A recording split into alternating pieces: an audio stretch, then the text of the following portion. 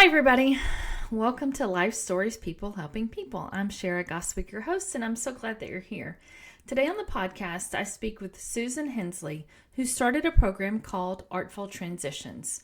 Through her book and through this program, Susan teaches people through art how to recognize and begin to deal with emotions and stress and things that build up in our lives that happen while we're not even paying attention. Our word of the week this week It's the word of the week. Is play. One of the things that Susan teaches at the beginning of her course is how to start just playing. We can recognize these emotions as they pop up. We can recognize things that we need to deal with as they come to our mind. But she teaches people in the beginning to just stop and just play with art and with crayons and with colors. And how often do we do that as adults? Not very much. I will say being a grandparent has changed my perspective on that kind of thing because I've learned, as a mom, I wanted to get all the things done that need to get done. But as a grandparent, I can just play. I can deal with the house later. I can deal with the dirty dishes later. But the time that I have with my grandkids flies and it won't be here forever. And so I've learned to just play. But I love that she teaches that at the beginning of her course. What she's doing is really inspiring, and I think it's going to help a lot of people. It just makes so much sense as she explained it. And so I hope after you listen, you will maybe look at her course and look at the things that she offers on her website. Thanks for being here. I hope you have a great day. Hi. Okay. You are. Hi. How are How you? I'm good. Look at you all Christmassy. I Oh love. my goodness. My chair was stuck. This is the first year in my life we've ever done this before Thanksgiving. We didn't host this year, and so I don't know. We just did it, and I love it. I know we're hosting next year, so I probably won't be able to, but it's been nice. Yeah. We've normally we do some hosting during the big Thanksgiving holiday with family, but on the year we didn't. I did go early, and we always go either the Friday or the weekend, right? So the tree got yesterday, the That's what we do. poinsettias. Yeah, I Yeah, need. Well, it's a short period, this it period, is. It because is. Thanksgiving was so late. Yeah. So. Well, I'm so excited to talk to you today, and I want to learn all about art journaling. I am not a big journaler. Like, I have a lot of journals, and I write in them for other people. Like, I have prayer journals that I use for others. But for myself, I would buy a journal and have one entry and then put it aside. And then later on, I'd buy another journal and have one entry. I'm not good at journaling, and I've never thought about art journaling. So I want to know all about it from you. A lot of people who don't write journal will enjoy art journaling because you don't have to gather your thoughts. If you approach it almost as a sense of play and experimentation and curiosity, it can feel very different because it really activates the right part of our brain, which is that creative, intuitive. Whereas when we are doing written journaling, we're still really in the left side of our brain, which is much more logical. Most people, when they journal, it's like you start with the date. Like, what's the date? Where am I? Either what have I done? A lot of people, do gratitude journaling, which I do, but you're making lists still. You're discerning and judging, even if it's about something like gratitude, you're still using that logical side of your brain. Whereas when someone plays with color or crayons, it really switches you into that right side, and it can just feel like 10 minutes of fun versus a should. And I've found that for some people that can be an unlock. Yeah. Well, I saw that you have a course for this, Artful Transition. So what do you teach people in this course? Because to me, this is all very interesting. I've never heard of this. So tell me all about your course and what you teach people through this. Sure. So Artful Transitions, I wrote the book first, Art for Your Sanity. And as I was writing it, I recognized how much it was a course. And then even before the book came out, I started teaching it in workshops at some different places. So what the course does is we really sort of start with play. And for an adult, rediscovering play and what that feels like. Just 10 minutes, so it doesn't feel frivolous or wasteful. And we do a series of exercises where we think about what kind of art we love to make when we were a child, right? Maybe it was finger painting, crayons. Like, what did you doodle? What was, for example, like, can you think of what was your go-to thing that you would draw somewhere maybe between 5 and 8 years old? Does anything pop into mind? I still do this when I doodle. I always do the little inchworm with the top hat. Okay. I don't know why. That's just what I've always kind of done. I don't Yeah. know why. That one. Yeah. So that's great. That's an opening exercise. Like we do a sort of a choose two colors and scribble exercise just to free you up into making a mess. But I'll then have people do an entry with just whatever they doodled. I mean, as I've done this in live workshops, it's cats, it's bunnies, it's trees, it's houses, it's little elves, it's hearts. I can't tell you how many people just go to hearts. Yeah. Uh, I've noticed more of the men do geometric designs, like the interlinking squares. That's always sort of interesting to see how women and men. So it really starts with just reconnecting with that sense of play. And then as you build on that sense of play, we say, okay, let's get a little more curious. How are you feeling when you use certain colors? And I really strongly recommend using the art tools of your childhood. If you have kids at home, borrow, steal, whatever, buy yourself a few extras. So I've been doing this for years. I still am using crayons. I use the big, thick Elmer's glue Oh, stick, wow. purple one. I love collaging. And I mean, really, and it's great for cards, brochures. I mean, this time of year, you get all sorts of stuff, Sure. catalogs, and it's really fun to save some of that and do collage. I use paints. I mean, I've never purchased anything that wasn't in a kid's art section at a Five and Dime or a Walmart, Target, right? Wherever you get stuff like that, because the key there is silencing the inner critic. Where we eventually go through the course, Artful Transitions, is we start with play, just sort of rediscovering some play. Then we move into, like, what are you curious about? What colors represent what to you? Because colors can represent so many things. We all sort of have a few favorite colors or things we like. I don't know. What would you say your happy color is? If you were going to choose out of a box of crayons, what would be the color you would grab that would make you happy? Pink is always the one that I go to. Yeah. Yeah. I am a pink girl and yellow. I Yeah. find I have two really strong go-tos. But what's interesting is in our culture, colors can mean all sorts of things. A lot of people choose blue because it's tranquil, but blue can also be sad. Yeah. Red, can be love, passion, or anger. And so you start to, through the course, develop your own personal color key and using different crayons and colors to express yourself. What starts to build as you're doing this, and once again, I just recommend 10 minutes a day. This is not a huge commitment. And for your listeners who are busy, who maybe do school or kid drop-offs, Right. pickups, it's nice to keep some of that with you in backpack, purse, whatever you have, and do it as you're waiting. I used to do it when I was cooking breakfast for the family in the winter, do slow cook oatmeal and versus like either scrolling on my phone or just waiting for the water to boil, Right. I would play, Yeah.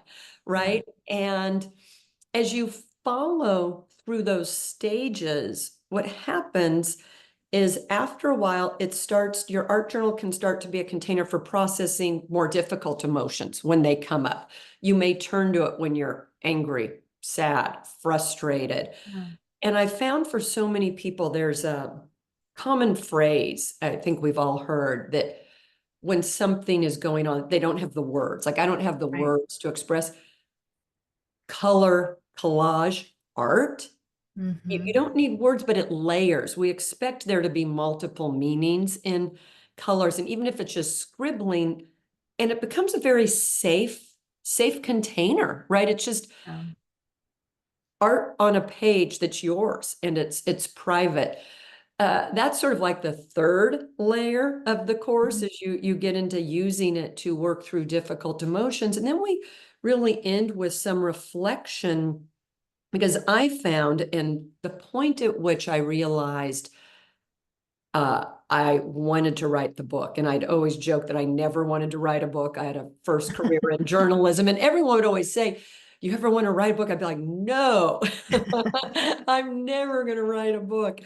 And where I felt called to or compelled to is when, after art journaling for a while, I recognized how much it was helping me, if you will, tap into my authentic self, that inner wisdom, if you will.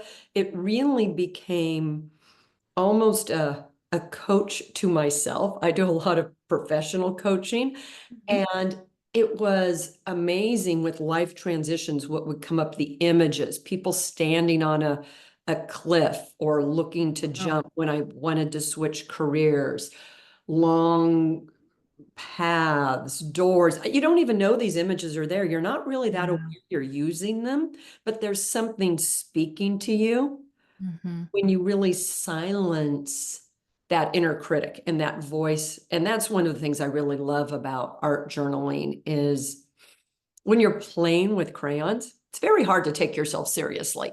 You're not Yeah. thinking, you know, I should create something fantastic. You're thinking Right. playing. So lots of great things that the course really takes you through in the modules and the workbook. Yeah, that's amazing. It's hard, I guess, as adults because of our lives, because of experience, because of pain and things as adults that we've been through. It's hard to silence that inner critic. I mean, I know I'm hardest on myself way more than anybody else could be. And so it's hard because of what we've been through to do that. So I love this process. What have you found? How have you found it's helped people that have been through this program or have um, read your book or whatever? How have you found that it's helped people? I would say for me, the ones that have been most gratifying and biggest impact is really that work on that inner critic, Yeah. because uh, I don't know that I've met anyone yet in my life who isn't harder on themselves than Right. others, quite honestly. And some of it starts with even recognizing what we're saying to ourselves, because in the moment when something's going on, I think we don't even hear that voice that's saying, try harder, do this better, you messed this up, whatever it may be. Mhm. And the people I'm thinking of as a result of the workshops in the course who've had the biggest breakthroughs, I would say it almost starts with first just hearing that voice and then spending time saying, you're not invited to this part of my life. I actually joke that if you view your art journal as a play date, just the way I, little kids have no trouble being like, don't want to play with you. As Right. adults, I can't even conceive of being like, no, not you. But, Right. we joke early on that this is your, sandbox, your playpen. And what people have told me over time as they've done this is once they became aware of that criticism, they could step back a little bit through art journaling and really work through some of the doubt. So it made them braver, if you will.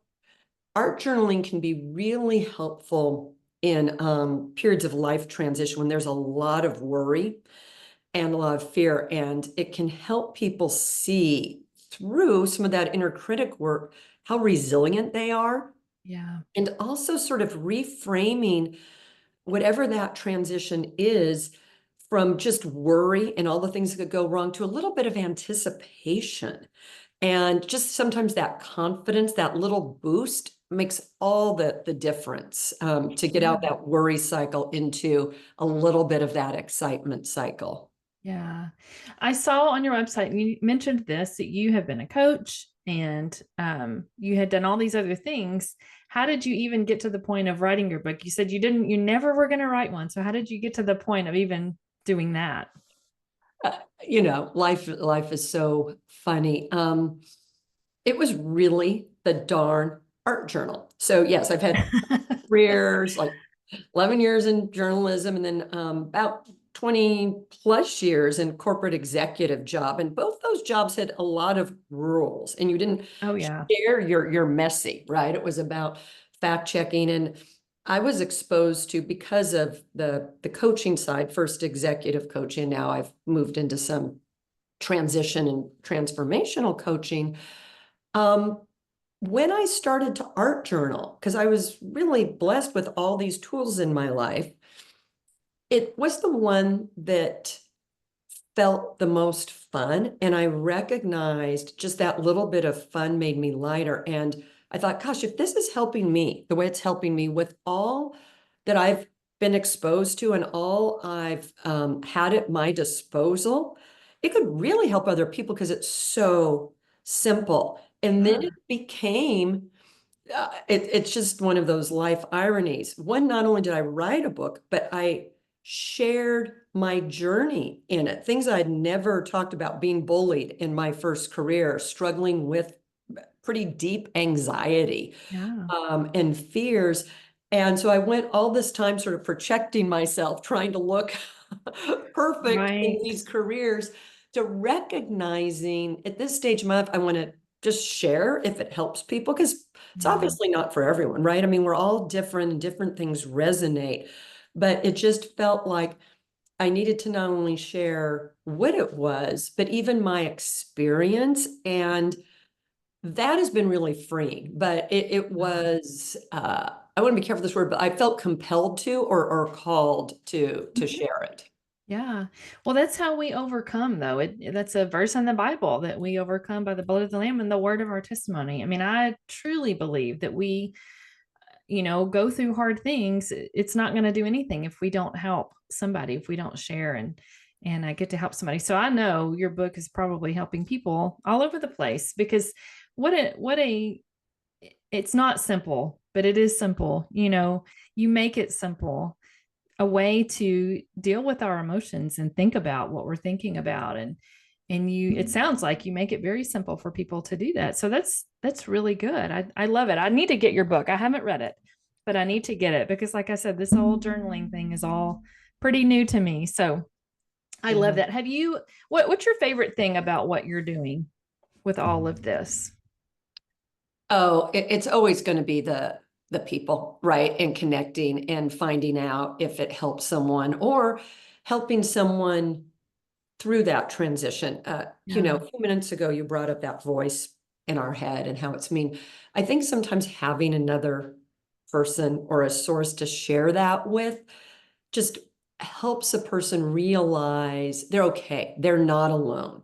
It Yeah. is the sharing our hard experiences so that we feel less alone in this world. And Yeah. really, it's been that sense of connection. Even the art journaling, something you do on your own, because many times, in our society where we can be a bit isolated, or, Yeah. we're spending all day on Zoom or different calls. So it can be alone, but it also have found is a real way to connect on Yeah. a much, much deeper level. And that for me, at this life stage, has been so deeply satisfying.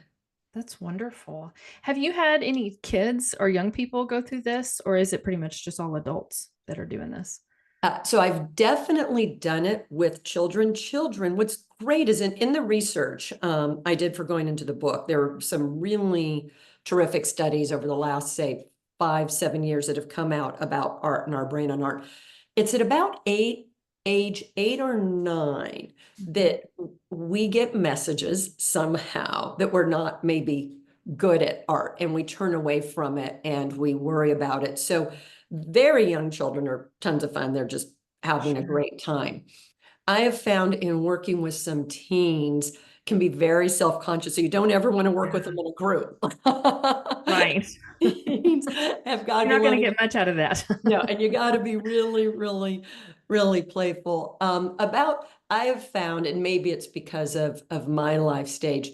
Really, I was at a college in Oklahoma not too long ago, and I was talking to some of the students there about the pressure to be perfect and Right. that intensity. And I gave them an exercise that's slightly different than in the course, but it's do something badly for 10 minutes, right? Pound on a drum, sing, scribble on a page. I gave them a scribbling exercise, two Yeah. crayons, fill the page with a mess, because what I really realized in working with those students at that university was that they had been on such a track, right? They were juniors and seniors, and it was all about jobs, internships, grades. Are they going to go to graduate school, student loans? They had really lost that ability to play because it felt like there was so much pressure on them. So that's really the age I went around where I think the book can start to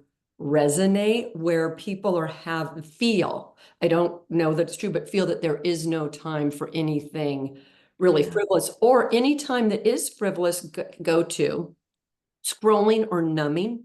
We talk a lot in our society about things that numb us out, hours of Netflix. I do all that. I want to be clear. I can go down the Instagram hole and Yes. Netflix, but I never feel really great when I emerge. Whereas the 10 minutes of creativity or release sort of re-ups the positive energy. Yeah. And like I said, I feel like gets us better in touch with who we are. Yeah. I love that. Do you like if and maybe you talk about this in your book or in your course, do you have a specific medium that you tell people, like, do you tell people to get a journal and to do that? Or do you just say, go get some paper? And I mean, does someone need to get a journal to start doing this? No, I think so. On the website, there's a downloadable PDF with how to start, right? All free. And you start where you are.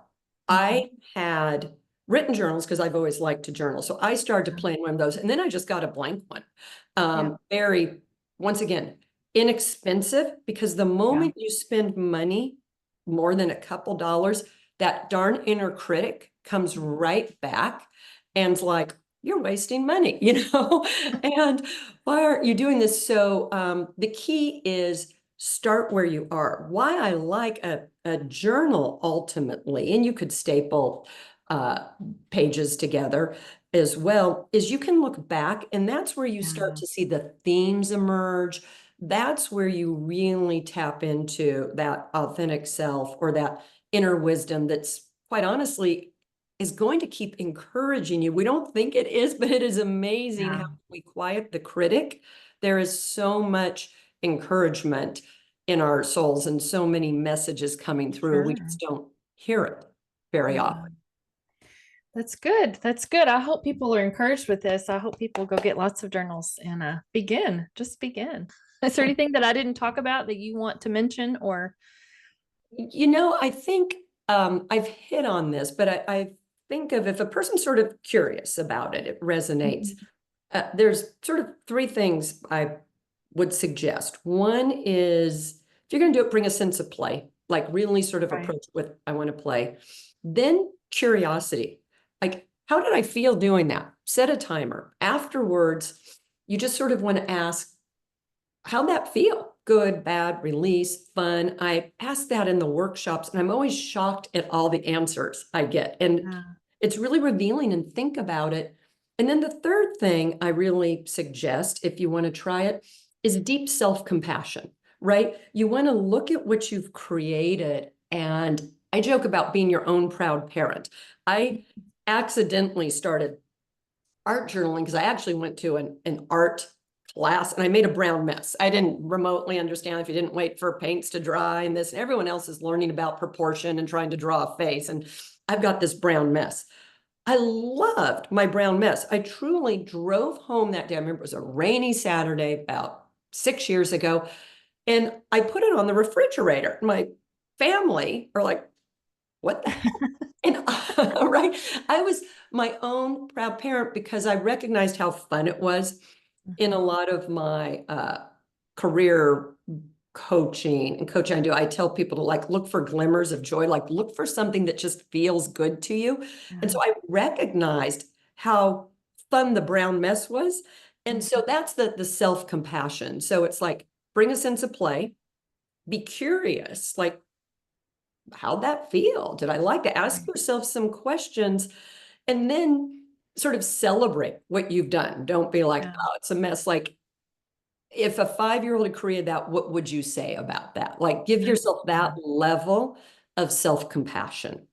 That is a great way to look at it, because it's good to celebrate those things, even if we're the only ones. It's good to celebrate those things. Sometimes we might be the only ones, but that's okay.